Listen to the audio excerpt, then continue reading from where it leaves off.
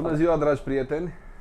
Fiind iarnă la noi la Oradea, continuăm seria de interviuri cu veterane columbofiliei române. Astăzi suntem la Nea Jiroș Viorel, unul dintre cei mai în vârstă, dacă nu chiar cel mai în vârstă columbofil bihorean în activitate. Da. Nea Vio, ce vârstă ai, dumneatale? 71 de ani. Din 71 de ani și tot tânăr, la minte și acum acolo mai mai jos. jos s-o dus o leacă. Și din ce an concurezi porumbei? După 75, 76, așa ceva. 75, Dacă nu mai vechi. 45, 46 de ani. Da, cam așa. Am înțeles.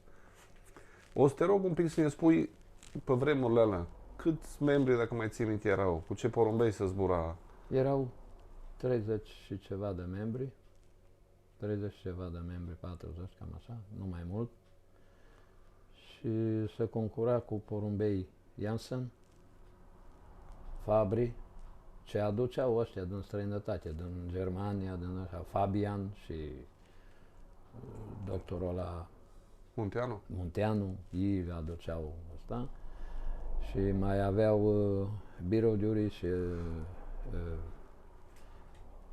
și Petrico, bătrâni, mai bătrâni ca noi, aduceau din străinătate, din Ungaria, de la Cote Conquer, aduceau de la nu mai știu care, nu prea știu eu, că eu n-am avut tangență cu porumbei cu linii de porumbei.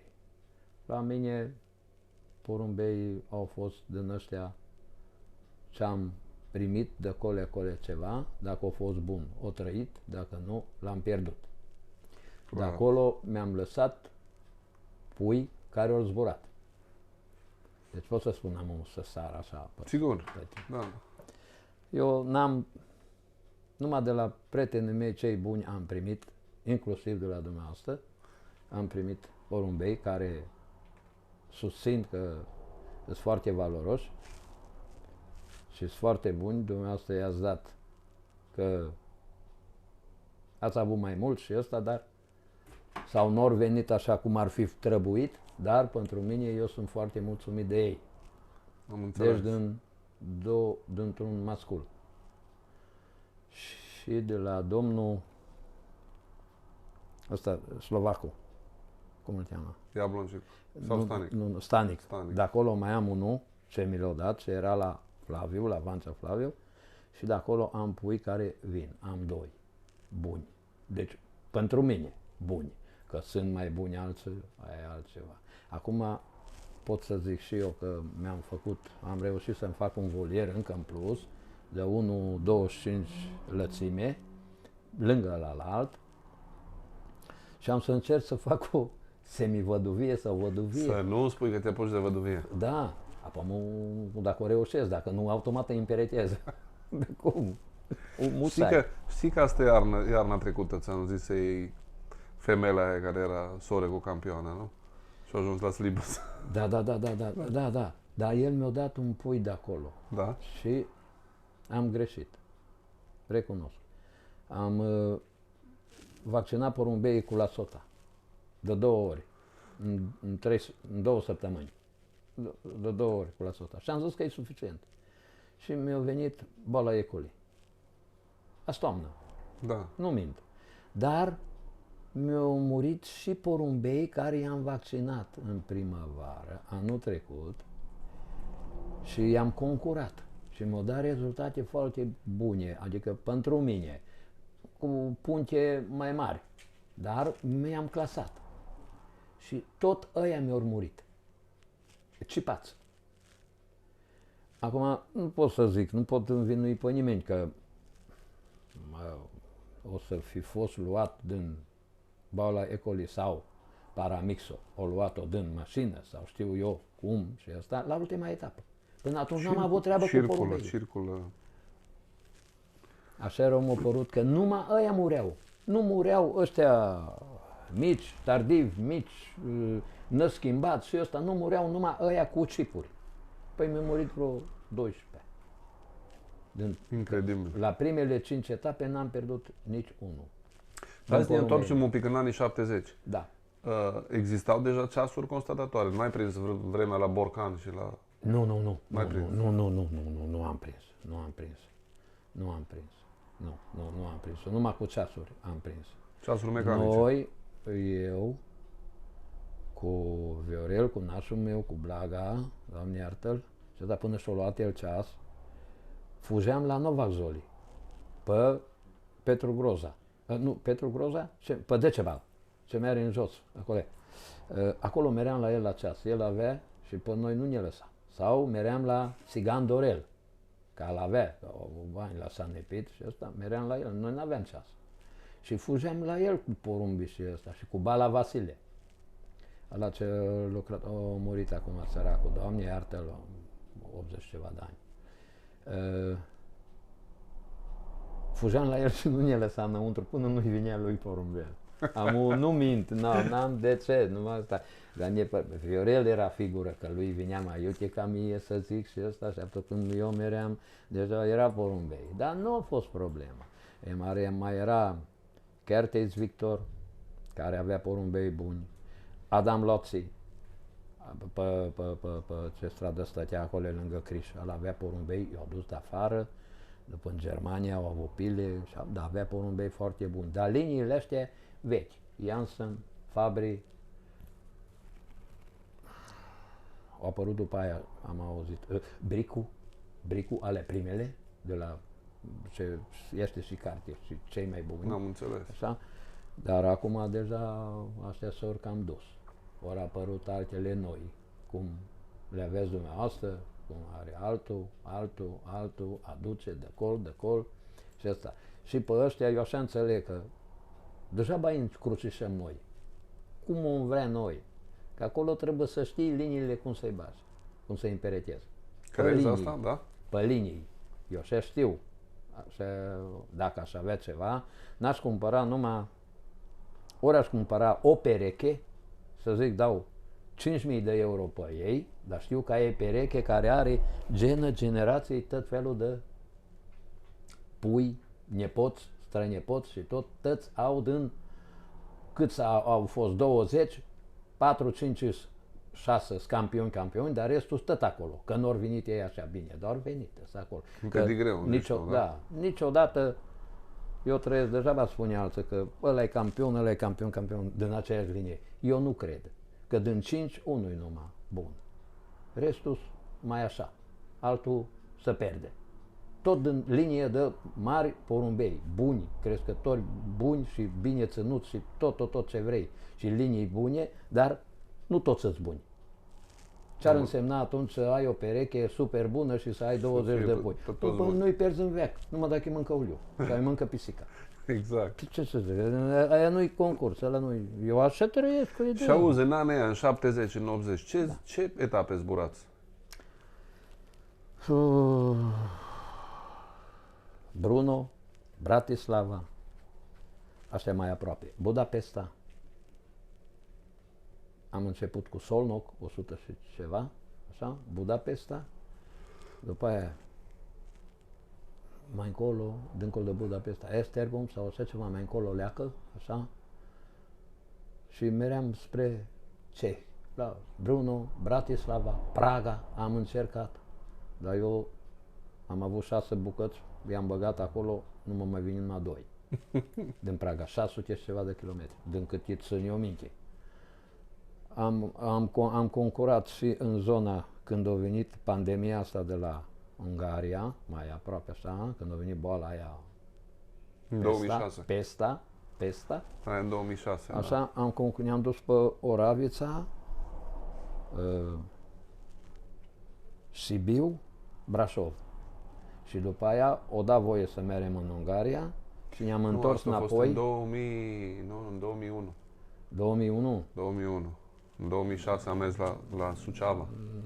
Și acolo am fost. Și acolo am fost. Și atunci, la Constanța, când în 800 de porumbei nu mai vine niciun. Exact. De ierte-l Dumnezeu pe Tunioghi, când lui a venit, dar l-a dus cu trenul și i-a dat drumul de aici și la Valea lui Mihai și au venit acasă porumbei, săraci. Porumbei. Ala, cum îl cheamă, boxiorul? Barna. Ghiță Barna, da. Avea o mână cât două mele. Hai de capul meu. Dar era băiat bun. Și amui băiat bun, da. ce să faci, nu mai concurează. Nu mai concurează. E bun băiat. Și cu ce, în anii 70-80, cu ce te-ai transportați? Aveam 2 rulote, Cu rulota? făcute de Miloșan, de pe banii noștri. Da. El era președinte. Una o aveam din aluminiu, foarte faină, și una era din fer. Deci s-a văzut că nu putem concura, ne-am extins un pic cu număr de porumbei și membri mai mulți, ne-am extins cu 2 rulote. Și atunci, astea 2 rulote mereau tot timpul cu 2 mașini cu aro, tractate de aro. Se plătea, era Nelu Coțuban, care tracta, era ăla care l-a plecat în America după Jimbolii, ăla ne ducea porumbei pe bani, bunățeles, dar nu erau așa bani mulți atunci, că era motorina ieftină, altfel se discuta. No, și era frumos, era foarte frumos, dar toate și acum sunt frumoase, dar acum concurența e foarte mare. Acum, dacă n-ai marfă, nu faci nimic. Dar îți place să te distrezi, atât. Exact. Eu pentru aia nici n-am pretins niciodată că să fiu multiplu campion, să nu știu ce, că nici n-am de ce, din cauza că dacă n-am investit și n-am făcut nimic pentru ei, să cumpăr ceva ce-i scump și bun, să fiu sigur, nu faci nimic. Nimic nu fac. Relativ, n-a zice relativ, chiar. Da. Pentru cei care nu-l cunosc pe Nea Jiroș, el este un pasionat de zborul de maraton, în principal. Numai. Și acolo am șanse când și ți-e eu. lumea mai dragă, te bate Jiroș. Deci nu te aștepți, așa cum zice el modest, îl ascultați. Uitați-vă în clasamente, ascultați ce vă spun. Când ți-e lumea mai dragă și te gândești, mă bate ăla, mă bate ălaltă, te uiți în clasament și Jiroș și am avut acolo între campioni, primii. nu că mă laud, că eu nu mă laud, nu-mi place. Anul trecut ai fost la un pas de podium național. Dacă atunci eram bun eu. Hai de cap. Cu o femelă pe care te rugăm să ne-o prezinți. Aici e. Da. Asta este femela. Deci așa cum zic, te rog să ne prezinți femela asta cu seria 640 la final. Da, la urmă, da. Din 2018, bine am văzut. Da. 2018. Da, a fost o femelă pe care am așteptat-o cu toții să o vedem la ultima etapă, din păcate acolo a întârziat un pic. Da. Dar până acolo 10 puncte din 2 drumuri. 10 etape din 2 drumuri de maraton, foarte grele, cum îți la noi. Zi-ne ceva despre femeia asta. Femeia asta este... masculul am, tata numai. Nu mai am mama ei. Nu mai am. E încrucișare dintre porumbeii mei zburători. Nu i-am împerecheat așa cum eu am vrut, ci i-am lăsat din dragoste. Să se împerecheze cu... Eu cred că așa e cel mai bun pui. Și a apărut asta și încă una. 25. Dar 25 am pierdut-o la Berlin. Cum am pierdut și pe asta. Dar din august, când am avut în 3 august sau când a fost concursul Berlin, nu mi-a mai venit. No. Mă zic, m-ați bobonit-o, eu câtă zgârdu, câtă Viorel. Mă zic, mi-ai bobonit-o că nu a venit pe eu. Vinit-o, Lucas, domnul Lucas, vinit-o, nu a venit. Bă, îmi pare rău, no, dar o să vină. Nu-i bai, domnul Jiroș, Lucas câtă vine. O să-ți vină femeia. Bine. Când a venit în celălalt an, deci anul trecut, în primăvară, în martie, când am văzut-o în volieră, am plâns. Pentru ea. Vă spun cinstit, om bătrân și nu mi-e rușine. Am plâns când am văzut-o de bucurie, bun înțeles, că am văzut-o acasă. Nu zic, și dacă vine oricine să o mai ceară cu milioane de lei, nu mai dau. Mai bine să moară la mine acasă. Corect. Pe cuvântul meu de onoare. Așa femeia, da, așa inteligentă femeia. Dar nu e adevărat. Și acum. Păi numai faptul că s-a descurcat atâtea luni și... Crede-mă că nu știu. Păi o venit la 9:40 și ceva din ăsta, din a doilea drum. Stendhal. Dar nu știu care a fost la că nu le țin. Stendhal, 950. 9:400 și ceva, 9:40 ceva o venit. seara. Da. Un porumbel foarte frumos. Cu un ochi foarte, foarte frumos. Nu știu Aviz celor cărora vă plac mai mult pedigreele decât porumbeii. La porumbei trebuie să simți la mână, să știi că ce plătești. Dacă nu-l simți la mână, poți să zici ce vrei. Bagi acolo 20 de campioni, un campion și 20 de porumbei, îi pui acolo și garantez că jumătate din asociație nu cunoaște care e campionul și care este, dar să fie frumos. Nu-i cunoaște. Nu cunoaște care e cel mai bun. În crescătorii din astea mici și modeste găsiți porumbei foarte buni. Sunt. Nu că la mine, că da, poate așa asta e o întâmplare. Dar de zbura nu mai zboră, e clar că nu mai zboră. Deci dacă vă uitați, nu prea mai sunt clasamente, că nu era program de clasamente. Magdeburg în 2003. Păi am avut locul 1. Locul 1, Tot eu. După aia, dacă vă uitați, în 2016 sau 17 la Berlin, când ai avut seara. Da, la 9:30. Da. Câștigam atunci Daista, 6. Da. G2, de care e? V8. Da. Și m-a luat zgârdul dimineața. Și celălalt, piticul, prietenul nostru, cei la finanțe. Doru. Și ăla m-a luat înainte, că eu, prostul de mine, să nu mă închid porumbii și ăsta, când am prins și femeia de jos, de la Caraș, dar nu Caraș, de la undeva. Eu i-am dat drumul la femeile dimineața, la ora 11 ăsta și m-a scris omul scrisoare, m-a dat telefon, adică că numai numărul i-am pus pe porumbiță. La 11, dimineața la 7 au plecat și la 11 au ajuns în... Oravița? Nu știu, de la Caraș acolo. Ce concura cu timișorenii. Și o clasat. 3 clasări de maraton avea femeia, cu Berlinul împreună. A lui, o covață închisă. Tot să-mi zicea, a fost un zbor de Berlin-Oradea. Da, nu știu. Și da. Dar rațiul mi-a spus că, nu vreau să cred eu. Nu-i da drumul, că din aia ocazie nu mai te întâlnești, nu știu ce să vină chiar așa, indiferent de unde. Zic, cum eu aștept porumbii miei și el așteaptă porumbul lui, îi dau drumul. Dau cuvântul meu de onoare. I-am dat drumul dimineața. Că mâncat, că băut apă, dar s-o hodini la mine în cușcă, nu am mâncat-o nimeni, nu Deci la Berlin în 2000, să nu greșesc, în 2016 sau 17, au fost 4 porumbei, mi se pare, seara. Așa sau ceva. 3. Da, Andrei, dumneata și Codoru. Andrei la 9, eu la 9:30 și Mugurel. Ceva. Și Mugurel. Și Mugurel, da. Mugurel la 9 și ceva. 4 au fost. Și m-a bătut zgârdul. Nu ne așteptam să intre porumbei seara și numai... Nu, ciucotătă. Este un sentiment aparte când sunt doar câțiva porumbei în prima zi, să te numeri printre cei care au porumbei acasă în prima zi. Și poți să spui că nu concurezi la văduvie sau ceva. Și nu concura la văduvie până acum, dar acum bătrân să strică și începere la văduvie.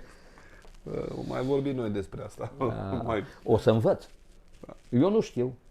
Nu mă știu că trebuie să-i desparc. Deci uitați un alt exemplu. Acum o săptămână și 2 zile am fost la București la Nea Ilie Puf. Nea Ilie Puf are 90 de ani, am făcut un video cu el. Am auzit.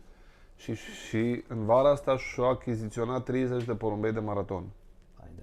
Ca să-i bată la maraton. La 90 de ani, exemplu, da? Înseamnă că are bani mulți și ce face cu ei? Nu știi nu, niciodată porumbei scump, de la prieteni, de la... Nu contează, da? În fine. Foarte bine. Nea Jiroș, nu știe nimeni, nici la 30, nici la 90, nici la 70. Nea Jiroș l-ați văzut, la 70 de ani, chitit să învețe văduvia. E un exemplu pentru tinerii columbofili care de multe ori e greu să pună mâna și pe șpaclu, da, pe altceva. La 3-4 zile cură. Un exemplu de urmat și sper că v-a făcut plăcere interviul nostru, scurtul nostru interviu. Nea Jiroș, mulțumim mult. Plăcere. Și mult succes pe mai departe. Vă mulțumesc și dumneavoastră și la toți membrii să ne întâlnim cu bine și să am și eu noroc pe lângă voi. Așa.